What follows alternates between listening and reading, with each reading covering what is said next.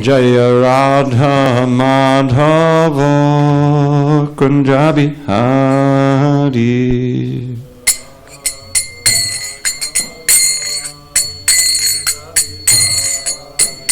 Jaya Radha Madhava Kunja Bihari.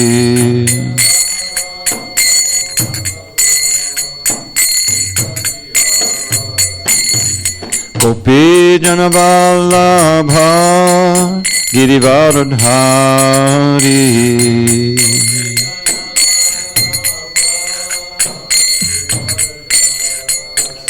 Jai Gopi Janavallabha Girivaradhari.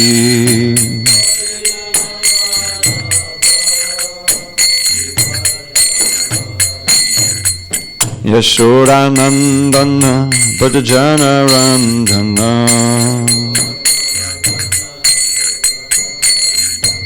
Yashodanandana Bhajana Randana.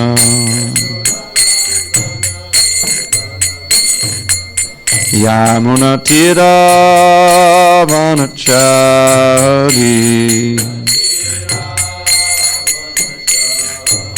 Yamuna Tira Vanachari.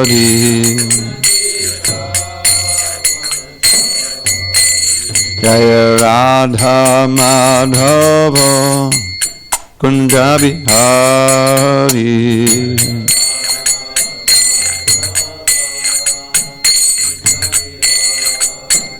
Jaya Radha Madhava Kunja Bihari.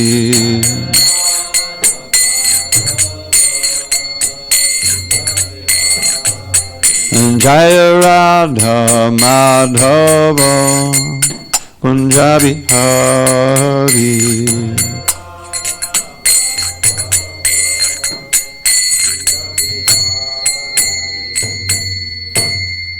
Jai Vishnupad Paramahansa Parivadikacharya Ashtottara Sri Srimad His Divine Grace Srila A.C. Bhaktivedanta Swami Prabhupada Ki Jai. ISKCON BBT Founder Acharya Srila Prabhupada Ki Jai. Jai Om Vishnupad Paramahansa Parivadikacharya Ashtottara Sri Srimad His Divine Grace Srila Bhakti Siddhanta Saraswati Thakur Ki Jai. Ananda Koti Vaishnavini Ki Jai. Namacharya Srila Haridas Thakur Ki Jai.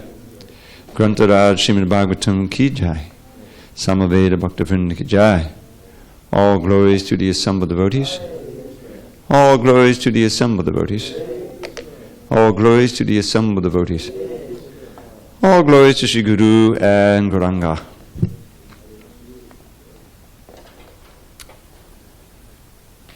Okay. Narayanam Namaskritya Narang Chaiva Narottamam Devim Saraswatim Vyasam Tato Jayamudiraye. Before reciting the Srimad Bhagavatam, which is our very means of conquest, we should offer our respectful obeisances unto Lord Narayan, the Supreme Personality of Godhead, unto Narayan Rishi, the supermost human being, unto Mother Saraswati, the goddess of learning, unto Srila Vyasadeva, the author, and unto Srila Prabhupada, the translator, commentator, and our spiritual master. Nashta prayesha badreshu nityam bhagavata sevaya bhagavatyuttama shloke bhakti bhavati naishtiki. By regular attendance in classes on Srimad Bhagavatam and by rendering devotional service to the pure devotee, all that is inauspicious within the heart is destroyed almost to nil, and loving devotion to the Supreme Lord, who is glorified in transcendental songs, is established as an irrevocable fact. Om Namo Bhagavate Vasudevaya. Om Namo Bhagavate Vasudevaya. Om Namo Bhagavate Vasudevaya. Is this lovely? High? Turn it down. Thanks. Okay. On this 18th day of December, 2019 in SanDiego, we're reading from Srimad Bhagavatam, translation and commentary by His Divine Grace, A.C. Bhaktivedanta Swami Prabhupada. We are in Canto 4 entitled, The Creation of the Fourth Order, Chapter 21 entitled, Instructions by Maharaj Prithu. And we are still on text 27. We'll finish the purport today. Okay. Asti yagyapatir nama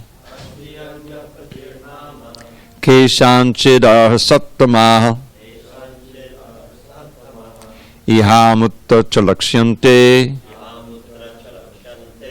jyotsnavatya kvachid bhuvaha asti yagyapatir nama keshanchidah sattamaha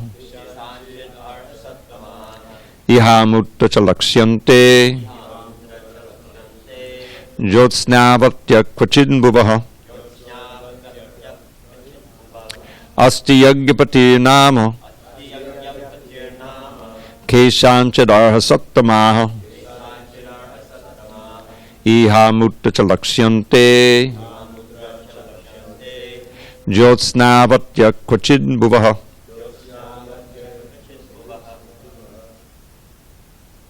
Who's up? Asti yagyapatir nama keshanchidah sattamaha ihamutta chalaksyante jyotsnavatya kvachid bhuvaha. Asti yagyapatir nama keshanchidah sattamaha ihamutta chalaksyante jyotsnavatya kvachid bhuvaha. Asti yagyapatir nama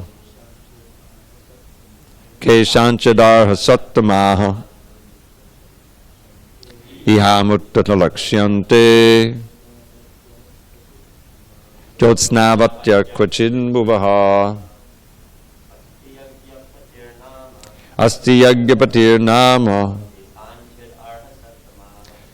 chidah sattamaha ihamutta chalaksyante jyotsnavatya kvachid bhuvaha. Jamal. Asti yagyapatir nama keshanchidah sattamaha ihamutta chalaksyante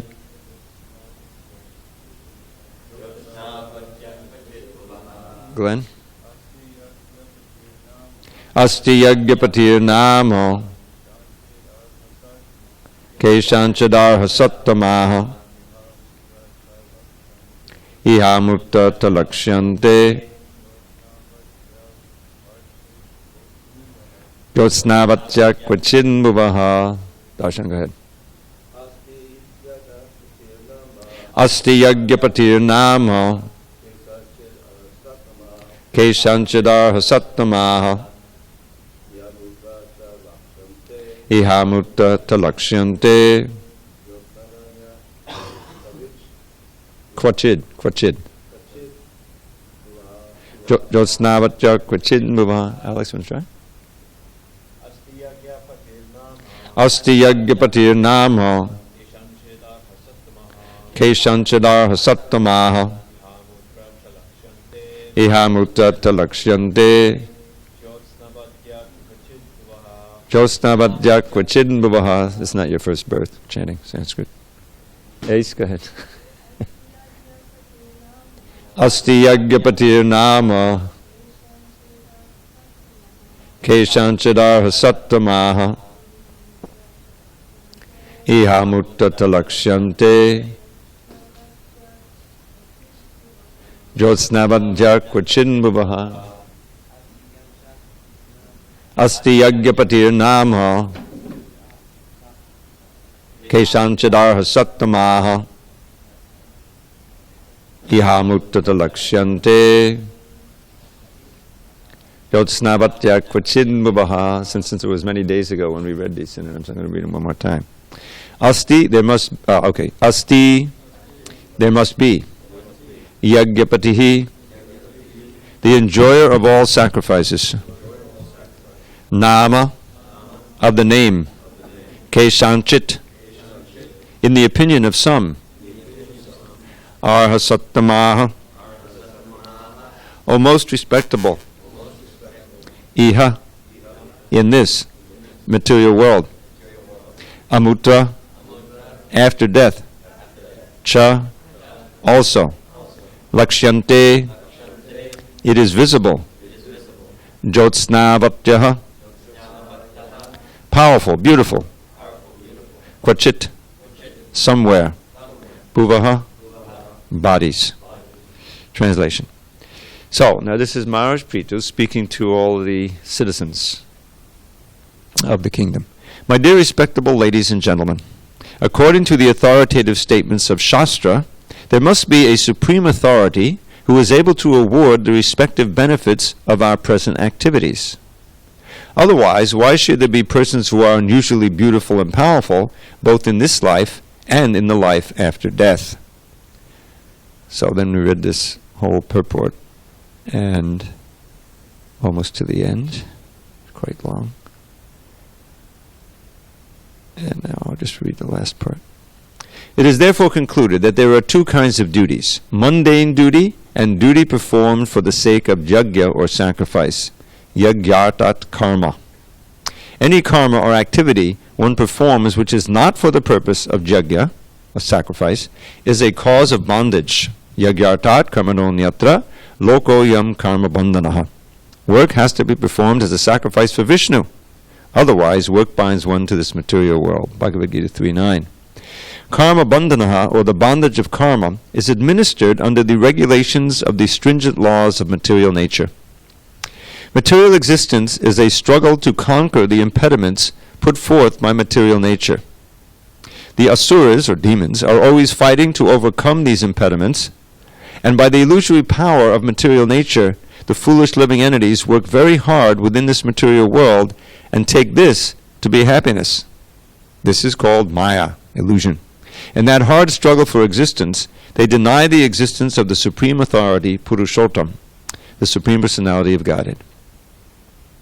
In order to regulate the activities of the living entities, God has given us codes, just as a king gives codes of law in a state, and whoever breaks the law is punished. Similarly, the Lord has given the infallible knowledge of the Vedas, which are not contaminated by the four defects of human life, namely the tendency to commit mistakes, to be illusion, to cheat, and to have imperfect senses.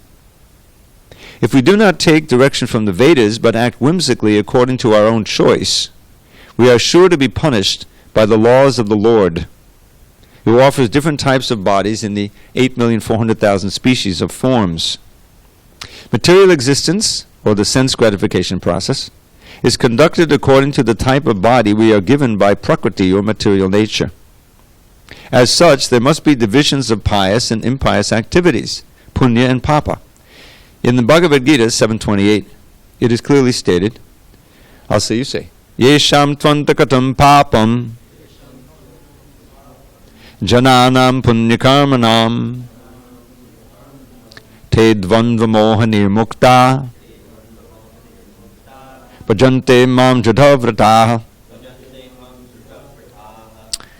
One who has completely surpassed the resultant activities of the impious path of life, and Prabhupada says in parentheses, this is possible only when one engages exclusively in pious activities. One who has done that can understand his eternal relationship with the Supreme Personality of Godhead. Thus, one engages in the Lord's transcendental loving service, close quote. This life of engaging always in the loving service of the Lord is called Adhokshaja Diya, or a life of Krishna consciousness, which King Prithu meant his citizens to follow. The different varieties of life and of material existence do not come about by chance and necessity. They are different arrangements made by the Supreme Lord in terms of the pious and impious activities of the living entities. By performing pious activities, one can take birth in a good family in a good nation. One can get a beautiful body or can become very well educated or very rich. We see, therefore, that in different places and in different planets, there are different standards of life, bodily features, and educational statuses, all awarded by the Supreme Personality of Godhead according to pious or impious activities. Varieties of life, therefore, develop not by chance but by prearrangement. There is a plan, which is already outlined in the Vedic knowledge. One has to take advantage of this knowledge and mold his life in such a way that at the end, especially in the human form of life, he may go back home, back to Godhead, by practicing Krishna consciousness. The theory of chance can best be explained in the Vedic literature by the words agyata sukriti, which refer to pious activities performed without the actor's knowledge. But these are also planned. For example, Krishna comes like an ordinary human being, he comes as a devotee like Lord Chaitanya, or he sends his representative, the spiritual master, or pure devotee. This is also the planned activity of the Supreme Personality of Godhead. They come to canvass and educate, and thus a person in the illusory energy of the Supreme Lord gets a chance to mix with them, talk with them, and take lessons from them, and somehow or other, if a conditioned soul surrenders to such personalities, and by intimate association with them, chances to become Krishna conscious, he is saved from the material conditions of life. Krishna therefore instructs, Sarva dharmam parityaja mamekang sharanam braja aham tvam savapapebhyo mokshiyasyami mashuchaha. Abandon all varieties of religion and just surrender unto me. I shall deliver you from all sinful reaction. Do not fear. Bhagavad Gita 1866. The word sarvapapebhya means from all sinful activities or from all sinful reactions. A person who surrenders unto him by utilizing the chance to associate with the pure devotees, spiritual master, or other authorized incarnations of Godhead, like Pritha Maharaj, is saved by Krishna. Then his life becomes successful. Om jnanatimirandasya jnanandjana shalakaya chakshu unmilatam mena tasmai shri gurave namaha. I was born in the darkness of ignorance, but my spiritual master Srila Prabhupada opened my eyes with the torchlight of knowledge. I offer my humble obeisances unto him and all members of Sri Parampara, the disciplic succession. So this has been quite a purport we have here. It's a whole essay in and of itself, giving us many valuable instructions. So the first thing we should contemplate is the translation itself. First of all, Maharaj Prithu, he addresses the citizens themselves as sattama, means most respectable. So he's got a lot of regard for the citizens in general. And this is very important in a leader. There has to be the sense of wanting to benefit them. In other words, this is the difference between the asuras and the suras, the devotees and the demons. The demons, as nicely described in chapter 16 of the Bhagavad Gita, they're always thinking, how can I turn this situation to my own profit? How can I increase my wealth? They have a mantra, Krishna gives, Ishvaroham aham bhogi siddhoham balavan sukhi. And he goes on, but that's the most famous line. I am the master, Ishvaroham. I am the enjoyer. I am perfect, powerful, and happy. Just think of some of the demons we read about in the Bhagavatam. Hiranyakashipu or Kamsa, Jarasan, they're all very proud and very puffed up. So in that disease condition of life, they see everything, their whole environment, whether it be animate or inanimate, as a means to their own aggrandizement, self-aggrandizement. So therefore, the people and the animals and living beings in general simply become resources. It's like they have this phrase, human resources, right? So it's just a resource like, some bricks or stones or something else you might employ to build a building. So this is the way, the depersonalization of human beings. This is a sociopathic view, which the worst leaders get into. And it's very prominent today in the world. So right away, Prithu is revealing where his heart is at. And that is not that he's trying to exploit these praja. His whole meditation as a king is how to benefit them. And we've learned how that benefit happens by engaging them in their proper varna, their place in society, according to the qualities and activities that they were born with or developed in life. and seeing to their spiritual development as well. Both of those have to be there. Otherwise, if it's just material, then it degrades. So the whole purpose of human life is that one can use this special intelligent life to achieve the goal of life. Lower species, they're simply going through the system. They have no higher intelligence. They can understand this philosophy. And so they're moved by instinct. What's pleasurable, what's dangerous. If it's dangerous, fight or flight. If it's pleasurable, let me go eat it or mate it. This is very rudimentary. So that's the same soul is there coming through, but gradually burning off all the sinful reactions and coming again to the human life. Having come to the human form of life, one should not waste this opportunity. And the leadership, whether it's a king or a guru or a parent, anyone who has a ward, meaning someone who they're responsible for, has a responsibility in Vedic culture to see to it to their material well-being and their spiritual advancement. So Maharaj Prithu, being the ideal king, is taking that very seriously. So now he's giving a very nice little argument in this one verse why there must be a higher intelligence governing things. Because we see such variety. Otherwise it's this idea, well, it's just my bad luck. I was born in a poor family, or got ugly features, or no education. God, I just didn't, didn't get win the lottery. It's all chance. That's foolishness. When you say something is chance, it just means that you can't see the cause of it. Even really in chance, if you're going to, I remember Sadhaputta gave this example, flipping a coin. Who hasn't flipped a coin in his life, to settle some argument or make some decision, it can go either way. So you flip the coin in, now obviously you don't know what is going to come out. It comes out heads or tails. Oh, it's pure chance. No. The force you threw it up with, the height it came out, the rate it was going around, it has determined it, right? If you can see those factors and can't come in, you can figure out if it's going to be heads or tails. So there is a series of causes, but because we can't see them, we come up with this idea of chance. There's no chance in the universe. Everything has a definite cause, and that has a cause. You go all the way back, and you come to the supreme cause. All right, let's all chant the verse together. Okay. Ishvara Parama Krishna Satchidananda Vigraha Anadiradir Vinda Karana Karanam. That last line says this Govinda, Ishvara, Krishna is the cause of all causes. Behind all of the chains of causes, infinite chains that are producing the present situation we have in reality, Krishna is the original cause. And he is overseeing the results of all those causes and effects, because he's the supreme intelligence pervading everything as a supersoul. So that's his simple argument here. Because we see such a variety of benefits that are being awarded, someone has to be awarding those benefits for their pious activities. So he says there must be a supreme. Otherwise, why would persons be unusually beautiful and powerful both in this life and in life after death? And sometimes unusually ignorant and ugly also. So that's his presentation here in this verse. And then Prabhupada goes into a whole thing, which I'm sure is based on the commentaries that are there, describing the role of the king or leader. And then he uses this phrase, Adhokshaja Diya, which we read in the latter part of the purport. Adhokshaja is a name for God.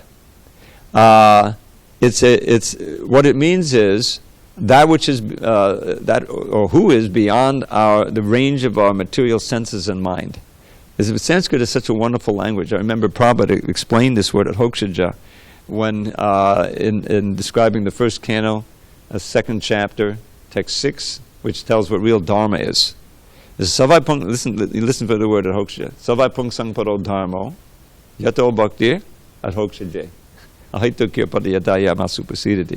It says real dharma. Now at the end of this purport, Prabhupada calls sarva dharma parityajya, where Krishna says, give up all dharmas and just to surrender it to me. Because dharma is something that brings you to another state. You see, in this verse, savai pung sang paro dharma, he says real dharma, which is essential for human society. Without actual dharma, it's nothing but animal society, polished animals. And we know from our life experience, that human beings can cause a lot more damage than any animal, So we're actually doing worse than the animals. if we have no dharma. But dharma is something that is given by God. What is that? Dharma mi sakshat bhagavat pranitam. This is in the 6th chapter. This is spoken by Yamaraj, who's Dharmaraj. So he says, real dharma are the laws, words spoken by the Supreme Personality of Godhead. If you have no access to that, then you've got some concocted dharma. There's pseudo-dharma, there's ku-dharma, there's upa-dharma, and then there's dharma. And there's kaitava dharma. Now at the beginning of Bhagavatam, the very second verse in the whole 18,000 verse book, they kicks out, in this book there's no kaitava dharma. Dharma projita kaitavo tra, here in this book, Bhagavatam, we're completely rejecting all cheating religion. Now what is that cheating religion? Because here, in this Savai Pungsang verse, which has the word adhokshaja in it, it says paro dharma, supreme dharma, versus kaitava dharma. So as human beings, we should know which is which. Otherwise we're going to be cheated. And we'll be presented with some kind of religion or process for improvement, which is what dharma basically means, that really brings us, taking us away from real dharma and from our goal. So the kaitava dharma is understood in the context as any dharma which is materially motivated. Any process of worshipping God or gods or a tree or a ghost or whatever you may come up with, that the whole idea is, how can I be benefited? How can I get some material benefit? There's this whole tantric tradition. India has it all. Where you say certain mantras and you meditate in order to kill your enemy. To get some power to kill your enemy or cast some spell. That's a dharma. You got to say the mantras just right. You have to do it on the dark moon night. There's all these instructions. There's a whole culture of that. But that doesn't take you any closer to Krishna. Don't forget, we read about, we have to read this Krishna book, the 10th canto. All of these demons were worshipping some god or goddess, right? Jarasan, he was ready to offer, human offering of all these kings. He was getting ready to do it, that he had conquered. He put him in a prison, and just languishing there. And he's ready to offer them to Mahabhairava, which is some form of Shiva. It was supposed to be consuming, very terrifying form of Shiva. That was his religion. And Ravana was a great devotee of Lord Shiva. He prayed to him in this hour of need, but Shiva said, "Can't help you now. You're fighting the Supreme Personality of Godhead, Ram." So they're all worshipping some higher power for the purpose of self-aggrandizement. So this is all kaitava dharma. This is sending you away, and that includes Sridhar Swami. It says even the worship or the aim to get liberation is cheating. That's also a material desire, to be liberated from all this birth and death and merge into Brahman. First of all, you can't really do that permanently because it's unnatural. But the very desire is material, and preaching that, the Mayavadis do, is evil. So, what is the real dharma? That's what we need to know. That's what Arjuna wanted to know. As human beings, we need to know that. What is dharma, and how can I follow it? So, right at the beginning of Bhagavatam, virtually 2nd chapter of the 1st canto, we learn Savai Pangsang Paro Dharmo Yato Bhakti Hokshaje. That is real dharma. He doesn't say it's Hindu dharma. It doesn't say it's even Krishna dharma. Any religion you have that awakens your love, your loving devotion to Adhokshaja. Now, Adhokshaja is a name for God that's universal. Allah is Adhokshaja, and Yahweh is Adhokshaja, and any other name you have for the genuine God, because it simply means the transcendental Lord. Now, let's parse this word Adhokshaja. It's made of 3 elements. The last syllable is Ja, short for Janma, which means birth, right? The generating. And Aksha, it means eyes, is short for all the senses. So what is Akshaja? That which is born from your engagement in the senses, material knowledge. The scientific method. Observation, hypothesis, test it, and we come with a theory, and we build on that like that. This is Akshaja, knowledge. But Krishna is Adha Akshaja. Adha means down. In other words, he's above it. He pushes all that down. You cannot approach the transcendent Lord with your material senses and mind. That's a key element. So, that which will awaken your love for this transcendent Lord, well, how am I going to even perceive him? How am I going to That's why we need a intermediary. As Prabhupada would call it, the transparent via medium, or transparent medium, of those who have seen the truth, who can channel. Let's use that word. I'm going to reappropriate that word. And channel the Lord, His words, and His form, His name, everything that Prabhupada came to give. You see? In other words, how are we going to develop love for someone we can't see or hear or anything? You can't. So you need someone to give you that form. And Prabhupada was so eager when the artists came, sincere devotee artists. They started pretty rudimentary. You can see some of those early paintings. But by, prayer and Prabhupada's blessings, they became, you see what you have here, excellent artists. Windows on the spiritual world. What to speak of? The deity. What to speak of? The holy name. You can hear Krishna's name. And because it's directly blessed by Krishna, it's a genuine name, Krishna has invested with his potencies. So just by chanting Hare Krishna, you're perceiving the Supreme Personality of Godhead. And the natural love for Him, this is another thing, is that it's already there. The love has been misplaced and misdirected to things of this world, and that prema has turned into kama. The love for God has turned into lust, or a strong desire for enjoying this world, which we've been trying to do for many, many births. And that strong desire to enjoy this world keeps us bound here with those desires. So you can't, the solution is not to suppress it or repress it or try to get rid of it. It's there in the soul, the desire. You have to redirect it and purify it. And that's what Hokshajadia does. By becoming God conscious, Krishna says here, Krishna conscious, then one naturally awakens one's attraction for Krishna, because that's what the very name Krishna means. He's all attractive. So this is the best science of yoga, because if you can become truly Hokshajadia, or Krishna conscious all the time, that means that your material desires have withered down to nothing and they disappear. And your desire for Krishna, which is natural, which is already there in the heart. Prabhupada always quotes this verse. I've heard so many lectures. Nitya Krishna, what is it? Nitya Siddha Krishna Prema Sadhya Kabonoi Shabanadi Shuddha Chitte Kadayayudoi. Such a beautiful verse. So Nitya Siddha Krishna Prema, the eternal perfection of love for Krishna, which is the goal of this practice. Everything else flows from that. You want to go back to Godhead?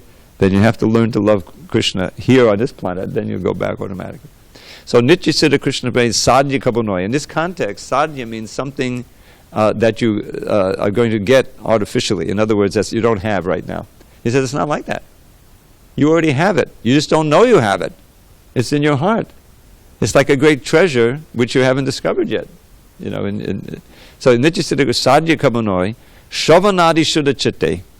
By purifying the consciousness, Shuddha Chitte, beginning with, and most prominently, hearing and chanting, Shravanadi. Shravana means hearing, Adi means etc. What comes after hearing? Chanting. Hearing and chanting, etc. Shuddha Chitte, the consciousness becomes purified, Kadayayudaya, and it automatically awakens this love for Krishna. And that's exactly what we're doing here.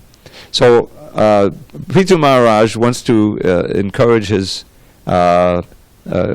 citizens to practice devotional service, but they need to be, their material situation needs to be satisfied, so they're at peace. They're nicely working, their material needs are met, and then then they can peacefully engage in bhakti yoga.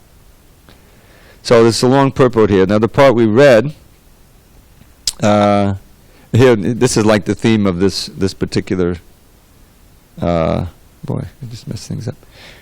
Section Yatak Pavitri Bhutaram Yena Sarvamidam Tatam. This is from Bhagavad Gita, 1846. This means that translation doesn't quite make it too clear. By performing one's own duty, in the course of one's own duty, if through performing one's own duty, one worships the Lord, who is the source of all beings and who is all pervading, anyone can attain perfection. This is the whole idea, is that you don't have to quit your job and take sannyas or move into the ashram. Well, that's ideal. But in your own job, you can integrate Krishna consciousness. Lord Chaitanya was speaking to Ramananda Roy, and this is chapter 8 of the Madhya Lila, which gives the highest instruction that you can get. It's right there, and it's a very wonderful chapter. So Lord Chaitanya took the role of the student, of the disciple, and he asked questions of the Guru, Ramananda Roy. Ramananda Roy says, I can't be your Guru, you're the Supreme Personality of God. So Lord Chaitanya said, no. Kiba vipra kimanyasi shudra noi ye Krishna tattva se Guru hoy. Whether one is a Shudra, an ordinary worker, manual worker, or a sannyasi or a Brahmin, whoever knows the science of Krishna, he can be a Guru, a spiritual master. You see? So therefore, he encouraged Ramananda, you take the role of the answer, of the Guru, and I'll take the role of the student. So he's asking him the question, well, what's the final goal of life and how to achieve it? This is the basic question one should ask. If you come upon someone who might have some knowledge, well, what is the final goal of human life, and how can I achieve it? This is called sadhya and sadhana, the final goal and the sadhana to get there. So, in the course of his answers, first he exalts varnashram, and that it's interesting because we're in that section where it might be a proper varnashram. Just by performing one's nice duties in the varnashram system and worshiping the Lord through that, Vishnu, this is the highest form of worship, and there's no other way, So Lord just said, yeah, that's very good, but it's external. Can you go on? And he would go gradually went up and up. He even got to the point, Lord said, well, that's good, but it's external. Why don't you go on? And he finally got even to the point of sarva dharma parityajya. He said, well, that's also external. And can go on. Anyways, it's involved to describe how that's eternal. But this process of just staying in your position and adding Krishna consciousness, that was the verse that he actually approved. A prayer by Lord Brahma, who says in the course of his prayers to Lord Krishna after stealing the calves and cows, chapter 14, 10th canto. Gyane priyasam udapasya namanda eva, jivanti sanmukaditam bhavadiyavartam, stane stita shuddhikatam tonuvan manobir ye prayaso ajitati chopisitaistri lokam. So, what that means is that it says, give up your effort on your own to investigate by the ascending process the absolute truth. Jnane priyasam. He says, a hard struggle for jnana, udapasya, throw it away. That's not going to work. Okay, what will work? And just find a great soul who's a pure devotee and listen to the words coming from his mouth. Namanda jivanti san mukaditam. San mukaditam means from the mouth of the sat or the saints. San mukaditam bhavadiyavartam, descriptions of your activities and instructions. Listen to that. Bhavadiyavartam. Jnane priyasam udapasya namanda eva. So offer your obeisance to this person and the instructions there. Jivanti sanmukaditam stane stita literally means stay in your own position. Don't do anything radical. Stane. But then, how do you listen to them? Shuti stane stita shutigatam tonu van manobir. You can't just listen superficially in one ear and out the other. He says you have to listen and hear it. Tanu van manobir, with your body, mind, and words. Well, what does that mean? It means that you need to hear the instructions and carry them out with your senses and your body. And you need to repeat them, van, with your words. And manobir, you need to cogitate on them and think about them and discuss them. This is real hearing. This is what Prabhupada wanted us to do. And this is, standard. And then what happens? Then he has this incredible statement.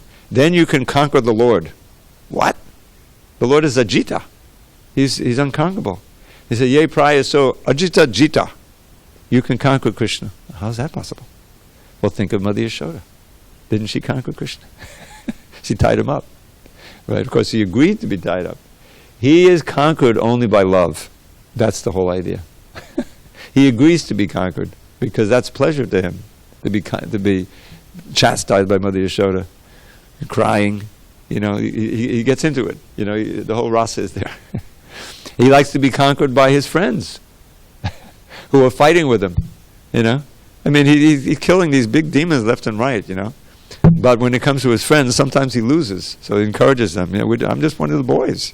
Sometimes. So that's how you can conquer. You can't conquer him by your great erudition or anything. Brahma found that out. He's got the biggest IQ in the universe. 4 of them. And he made a complete mistake, thinking this little boy is just a little boy. Then he realized, oh, this really is Narayan, my Lord. So anyway, that's echoed here in the purport with this yata pravritti bhutana. Just by worshiping the Lord in your position, but hearing the glorification, you can achieve perfection. And then the Prabhupada quotes the famous verse at the end of the purport that sarva dharma parityajya mame kang sharanam braja. So this is 2 kinds of duties, Prabhupada talks. This is where we started. Now this idea of yagyartart kamano nyatra, loko yam karma bandhana, this is from the 3rd chapter, which is the Karma Yoga chapter. So how does that apply to us? Well, generally, when you're practicing Bhakti Yoga, you're not thinking so much in terms of this verse, but actually we can. And that is that whatever we do should be done in the sense of sacrifice, meaning that we're sacrificing our own separate pleasure, and we're finding out what Krishna wants to do, what wants us to do, and do that. Take pleasure in pleasing Krishna in that way. Now, we may not get it directly from Krishna, get it from his representatives, but that's our lodestone. That is our guiding light, you see. So in that sense, all our activities are meant to be within that mode of thought, and that motivation. Let's put it that way. That's the idea. So because anything else we do, and this is the really hard part of this verse, but it's yagyartart kamano nyatra loko yam karma bandhana. That whatever we do that's not in the mood of sacrifice, or let's just say service, is going to bind us. Or that's what it says here, is karma bandhana. Now, if we're serious devotees, the bondage will take the form of slowing down our progress. The bondage means that you've got the anchor tied onto your leg. You're trying to run somewhere. Prabhupada's famous, he told this story, which is so illuminating. The wedding party story, maybe you know about it. So there was once a wedding party, and they wanted, the idea was that they were going to get into a nice boat, and they would go down the river, or up the river, to the groom's home, and they would settle in there. So they had the whole wedding party, and in the evening it would be a night trip. So they hired a boatman to row them to the destination up the river, and the party the groom and the bride and a couple others close relatives would take rest in the boat. So they did that. They got into this nice boat, and they made themselves comfortable and started snoozing and confident. And there was the boatman they hired, and he started rowing. They heard him rowing, And so they all fell asleep, and he was rowing. And the sun came up, and they woke up. Okay, now we must be at our home. And they looked, we're still at the same place. We didn't move an inch. What happened? They asked the boatman. He said, I don't know, I've been rowing all night. We should have been there. I've done this before. Oh! Forgot to take up the anchor. The anchor is still on there, so he's rowing, but the boat isn't moving. So that anchor is maintaining our desire for sense gratification. We're doing all our sadhana, but we're still indulging in certain things that aren't in the mood of jagya, and that keeps us bound to this position. And that's why advancement means introspection and gradually giving up any tinges of latent vestigial desire for sense gratification. And take all the cue for what we should desire. Now what happens is that we have to fall back oftentimes on duty, because it's I'm engaging in Krishna consciousness for Krishna, but my mentality is such that it's I'm not spontaneously attracted to it. It's an austerity, Well, that means that we have to get to the point of duty. It's my duty to do it. Confident in the Shastra, which says, yes, that which is a duty today will be a pleasure tomorrow, because you'll be purified in heart. Just like Tosi Puja. Tosi Puja is the most advanced prayer that we sing. You can't get beyond it. You're praying to the intimate associate of Srimati Radharani and Krishna to please make me your maidservant so that I can always think of Radha and Krishna and serve them eternally. It's like Manjari Baba right there, So we're singing it every morning. But the first thing is, well, I don't know if I'm really thinking of the meaning of the words as they're coming by. That's why I always encourage to learn them. And it's so advanced, I don't know if I can... In other words, we're not quite in that mood because we still have some impurities. But the whole idea is that, but it's my duty to perform this, and so I'm going to be there. Not because I'm not spontaneously attracted. So that's platform of duty is all important, and that's why the spiritual master is there. It's a duty, to follow this. Okay, I'll do it, even though there's some austerity involved. And gradually it becomes more natural. This is right there in the Upadeshamrita. That night verse about Syat Krishna Nama Charitari Satapi means that the holy name and form and pastimes of Krishna are as sweet as sugar candy, But because of our jaundice, probably called jaundice meaning hepatitis. Jaundice is the symptom, generally speaking, the yellow color. Because of our hepatitis of ignorance, we're tasting that sweetness as very bitter, meaning that, okay, when will this be over, and we can have prasadam. I mean, that's a spiritual motivation, but it's kind of at a lower level. So, but really, every syllable, every holy name, we should be in such that we never want to stop chanting and hearing. That's what he's saying. He said, the second half of the verse, but isn't it wonderful that if you every day, you practice his holy name, kint vadanat anudinang, every day, that the disease of ignorance, which is like jaundice or hepatitis, is destroyed at its root, and the natural sweetness of the holy name, form, qualities, pastimes, instructions, and service of Krishna comes out. And I always give the example, and then I'll stop here.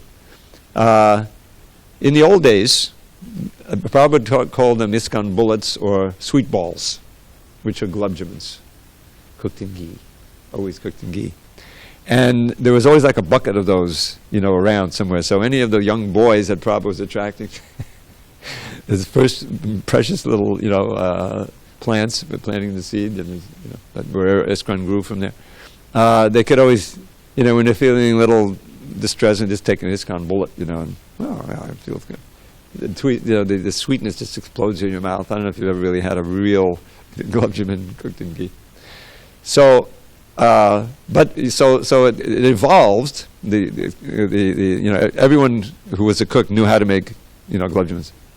They would have glubjamin eating contests, brahmacharis generally, and wow, I can eat 40. That's nothing. I ate 50. So, but there's still a limit. And then there's the the backlash. You don't see them for a couple of days. So the idea is that, okay, you're really hungry and you take this perfectly made glubjamin and you chew it and it explodes in its prasadam. It's a great experience. Well, just imagine that you could do that with no back. You could eat as many as you want. 30,000 glubjamins, and the 30,000th one tasted as sweet and as That's what it means to have the pure taste for the holy name. It means that just keep on chanting. Why not? It's as sweet as honey. And as soon as it's as sweet as honey, all material attraction is completely out there. Even the highest, like we read in the purports to the Gita, it's twice they quote this verse from Ramanujacharya.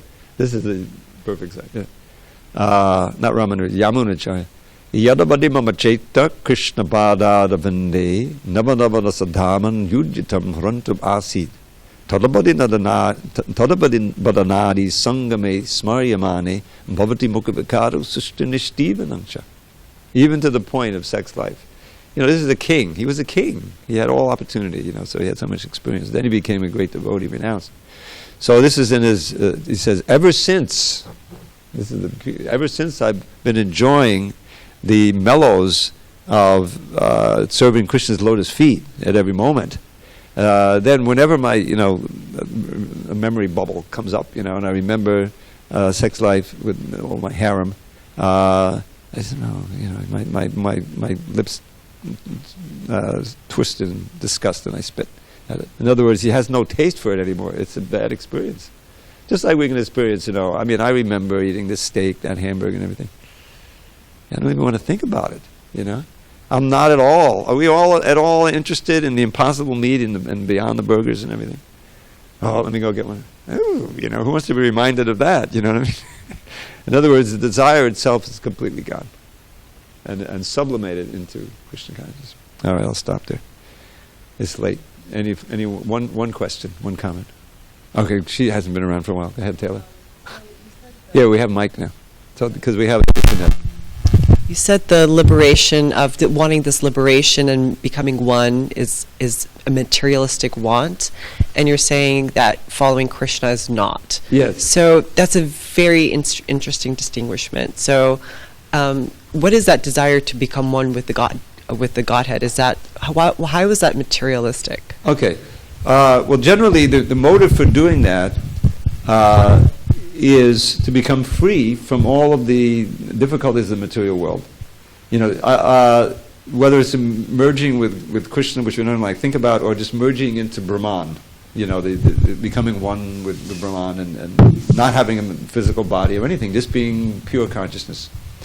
So the motivation for doing that is desire to get free from all of the miseries of this world, birth, old age, disease, and death. This is what mukti is all about. I was talking about, you've heard of the Kumbh Mela in India. I don't know, they have this festival. Recently, they get bigger and bigger. 60 million people gather at this confluence of the rivers Ganges and Yamuna every January, or every 12 years of January. And the whole reason is because if you bathe in that river at that certain time astrologically, which is always January, it's freezing cold, you get liberated, And it's a standard thing in not just India, but Hindu culture or the Buddhism and everything. Get free from birth and death. But that, when you think about it, that's just an extreme example of what we do all the time. Why are we sitting here? Everyone's got some coat or some chador on because it's cold. Okay, well that's a misery, being cold. So the cure is some coat. And material life is like that. So to get rid of all of it, all the miseries. How can I be cold if I don't even have a material body? So that's why it's categorized as material. Now, why is Krishna Bhakti not? Because the essence of Krishna Bhakti is taking your pleasure only in Krishna's pleasure. That's your motivation. Even if you're going through so much suffering for it, even up to the point of death. Like we had Haridas Thakur and others. They, famously, they tried to get him to stop chanting Hare Krishna because he's a Muslim, he converted, and they thought it was a bad example. So when they finally laid it out, they arrested him, said, you have to stop chanting Hare Krishna. And again, declare your loyalty to the Islam faith and like that. There's a certain formula they have. So he laughed. They said, you can cut me up into little pieces, but I'm not going to stop chanting Hare Krishna. Okay, take him out, execute him, beat him to death, Usually they take him out into the bazaar, just like we had the public hangings, so people get a lesson. Okay, I won't do anything like that. So they go to the marketplace. And, they would execute people, and after one or two marketplaces, they'd be dead by beating. So he's chanting Hare Krishna, Hare Krishna, Hare Krishna, and there were two big guys with sticks of beating. He didn't feel any pain. He was completely up, and they weren't producing any effect. They'd been in 22 marketplaces. They took him. And finally, they were so tired and desperate because they knew if they didn't execute him, they would be executed. So Haridas, he learned that. And he says, if I don't die, then you're going to get executed? Okay, then I'll die. And he went into samadhi, where you look like you're dead. Well, they didn't know that, so they thought they finally succeeded. They took him back to the Qazi, the sheriff, who was the main protagonist on the evil side. He said, here he is, what should we do? Should we bury him? He said, no, don't bury him because it'll become a place of pilgrimage. Throw him in the river. The Ganges River is right there. So they threw the body, what they thought was the body, in the river. It was actually Haridas. And he revived, came out of the samadhi, swam to the other side, and kept chanting Hare Krishna. He said, okay, you can do whatever you want. They told him that if you survive this, then we're not going to bother you anymore. Because I realized, whoa, he has, just like Prahlad, he's actually Prahlad in an incarnation. If you have this power of being able to defy death, then I want to mess with you. So the point is that he was completely absorbed in Krishna consciousness. Therefore, he was free of the miseries. But that wasn't his motive. The motive in his chanting is just to please Krishna. Because that's the motive, that's real bhakti and that's real spiritual life. The other is still categorized as Kaitava Dharma. This is the beginning of Bhagavatam. I can show you. Is it because you're putting your faith and all your pleasure into a pure being, Krishna? Yes, in pleasing Krishna. Yeah. His pleasure is your motive. And because you're yourself, your own self wanting to be liberated, that's like selfish? Yes. Okay. Because you're the center of this holy Dharma. And the proof is you go off alone. You don't care about anybody else. The real bhakta, he's paradukha dukhi. He feels the pain of others.